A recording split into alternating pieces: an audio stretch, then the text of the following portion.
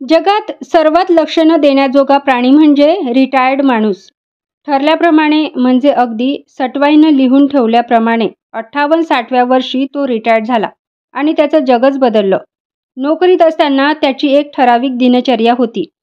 सकाळी 9:30ला तो घराबाहेर पडायचा. अत्यंत प्रामाणिकपणे ऑफिसच्या वेळात नेमून दिलेले काम आटपायचा. भाजी, किराणा सामान घेत, भेटलेल्या कुणाशी चर्चा करून रमत-गमत घरी परतायला त्याला संध्याकाळचे 7 वाजत. आल्यावर जेवण, शतपावली वगैरे झालं की पलंगावर पडल्याबरोबर त्याचे डोळे मिटायचे. ऑफिसात सगळा स्टाफ त्याच्यावर खुश असायचा. त्याचा हसरा चेहरा बघायची सवय झालेले त्याचे सहकारी त्याच्या रिटायरमेंटच्या समारंभाला खूप हळहळले. पण सरकारी नियमांपुढे सर्वांचाच नाईलाज होता. एरवी त्याचे दिवसभराचे कार्यक्रम इतके साचेबद्ध होते की सुट्टीच्या दिवशी घरात त्याचा जीव घाबरायला लागायचा. दुपार खायला उठायची आणि करायला काहीच नाही म्हटल्यावर त्याचे पाय बायकोच्या हक्काच्या स्वयंपाकघराकडे वळायचे. मग ही बरणी उघड, तो डबा उचक असे त्याचे उद्योग दुपारभर चालायचे. वामकुक्षी आटपून बायको उठली की तिला विस्कटलेले स्वयंपाकघर दिसे आणि तिचा संताप होई. सुट्टीचा एक दिवसही हा माणूस घरात नको असं तिला वाटायला लागे. त्यालाही अपराध्यासारखं होत असे. जितके व्यवस्थित आपण ऑफिसात असतो तेवढं घरी राहणं जमत नाही ही खंत त्याला पुढील आठवडाभर त्रास होई.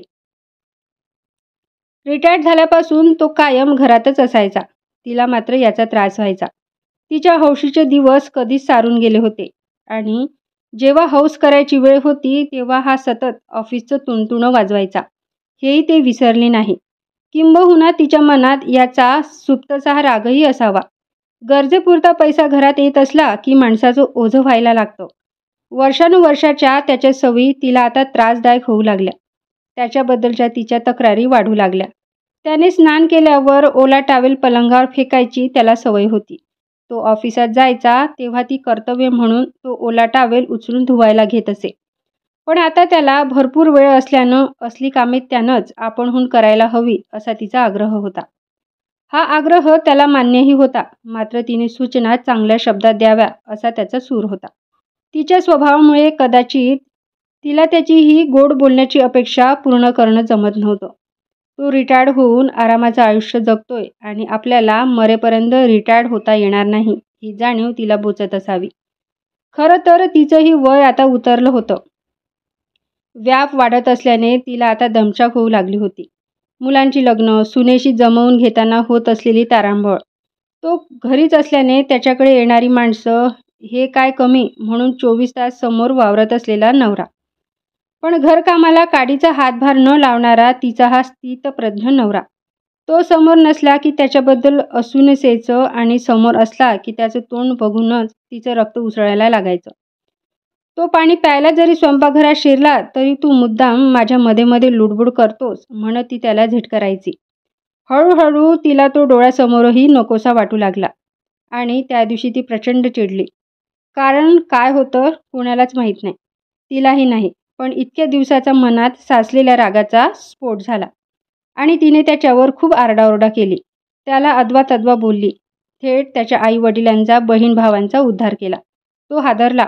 पण रिॲक्ट करण्याचा त्याचा स्वभाव नव्हता. तो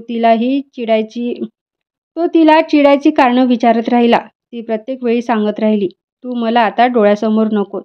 बस. त्याने ऐकलं आणि निराश होत विचारलं, आयुष्याच्या या स्टेजवर आता मी कुठे जाऊ?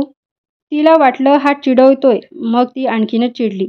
हातवारे करत किंचाळली, कुठेही जा. मेलास तर फार बरं होईल. माझी सुटका तरी होईल. हे ऐकून त्याला एकदमच तो शांत झाला. तशाही परिस्थितीत म्हणाला, ते माझ्या हातात नाही. पण तुझा शाप माझ्या आतपर्यंत पोहोचला. तू मात्र खूप जग. माझं उरलेलं आयुष्य तुला मिळू दे. शतायुषी हो. हे असे वारंवार होऊ लागलं. अगदी चिमूटभर कारणासाठीही ती त्याला मरणाचा शाप द्यायला लागली आणि त्या मोबदल्यात तो तिला शतायुषी होण्याचा आशीर्वाद द्यायचा. तिच्या मनात तसं काही नसायचं.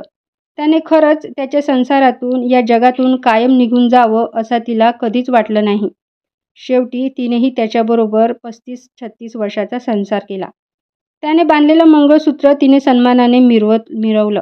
वर्षानुवर्ष त्याचं आयुष्य वाढावं म्हणून वड पूजले होते. हरतालिकेचे कडकडीत उपास घातले होते. त्याचा मृत्यू मागण्याची इतकीही खचित दुष्ट नव्हती ती. तिच्या समोरचा त्याचा सतत होणारा वावर जाणवला की तिची विचारशक्ती संपूर्णपणे नष्ट व्हायची. मेंदू अक्षरशः पेट घ्यायचा आणि तिच्या तोंडातून नको ते शब्द बाहेर पडायचे. आणि एक दिवस अचानक तो गेला. सकाळी उठून चहा घेतला, लांब फिरून आला आणि थकवा वाटतोय म्हणून सोफ्यावर आडवा झाला. त्यानंतर तो कधी उठलाच नाही. घरात धावपळ झाली. डॉक्टर आले. त्यांनी तपासलं आणि त्या तुमच्या प्रथेनुसार इंग्रजीत ही इज नो मोर आणि एक कल्लोळ झाला. तो मात्र त्याच्या स्वभावाप्रमाणेच एकदम शांत पडून होता. प्रत्येकजण त्याच्या वेदनारहित मृत्यूचा हेवा करीत होते. बिफोर टाईम असं मरणं नको होतं असं प्रत्येकाचा सूर होता. तिच्यासाठी मात्र लोक खूपच हळहळले. आता कुठे सुखाचे दिवस आले होते. नवऱ्याचा पूर्णकाळ सहवास लाभला होता तर ही वेळ आली असे लोक म्हणत होते.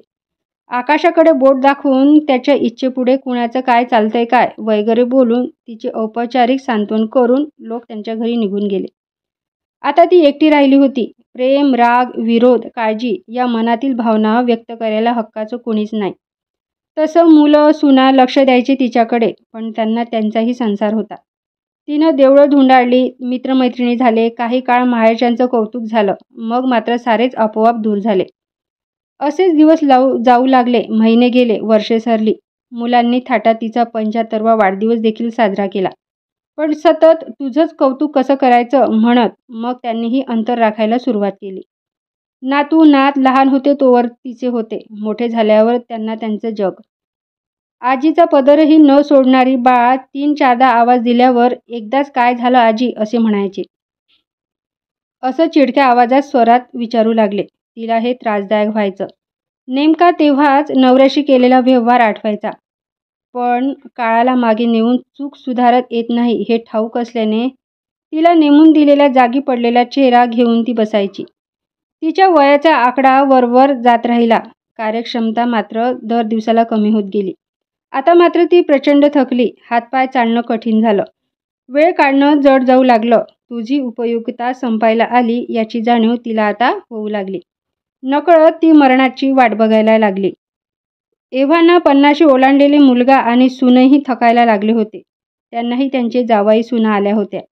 आणि नवी सून तिचंच तिची सासूचं करत नाही तर आजी सासूचं काय करणार. फारच कठीण होते ते दिवस. ती रोज आतल्या आत रडायची. देवा उचल मला म्हणून प्रार्थना करायची. भोग भोगायला मला एकटीला अशा परिस्थितीत सोडून तो सुखासुखी निघून गेला असं म्हणत मनातल्या मनात दुष्ण देत बसायची. फारच आठवायचं नाही तिला काही. आजकाल तिने दिलेले शाप आणि त्याने दिलेले आशीर्वाद प्रयत्न करूनही तिच्या स्मृतीतून निघत नव्हते. मेलाच तर फार बरं होईल, माझी सुटका होईल. तिने त्याला दिलेला शाप होता की आशीर्वाद.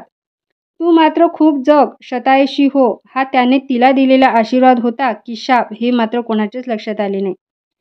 तिला तिचंच कळत नव्हतं. मित्रांनो, आपलेही बरेच मित्र सेवेतून निवृत्त झाले आहे. काही निवृत्तीच्या उंबरठ्यावर आहे. एकमेकांना खूप जीव लावा आणि उर्वरित आयुष्य सुखाने जगा. व्हिडिओ आवडल्यास समोर शेअर नक्की करा. धन्यवाद.